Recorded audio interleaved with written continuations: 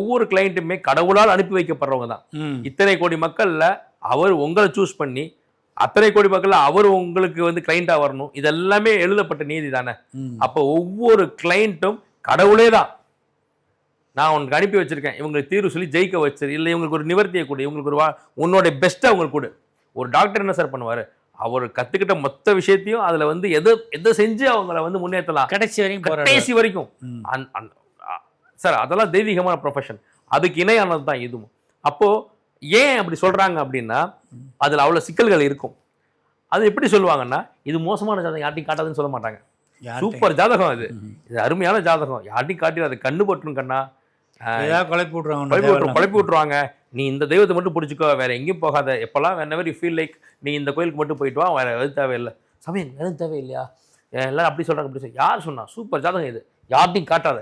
யாருக்கிட்டையும் காட்டாதுன்னு சொல்றதுக்கு எதுக்குன்னா, மேபி இதை பார்த்துட்டு இதில் இருக்க சிக்கலை பூரா அவனுக்கு ஒப்பிச்சு, நீ பெரிய கண்டத்தில் இருக்க, பெரிய நஷ்டத்தில் இருக்க, உனக்கு பெருசாக இப்போ ஒன்றும் நடக்காது அப்படின்னு சொல்லிட்டாங்கன்னா இவங்கிட்ட இருக்கிற ஹோப்பும் போயிடக்கூடாது அப்படின்றதுக்காக ஒரு முன்னெச்சரிக்கையாக ஒரு சிறந்த ஜோதிடர் இதை யாரிடமும் காட்டாதே, என்னோட காட்டினது கடைசியாக இருக்கட்டும்னு சொல்லி கொடுப்பாங்க.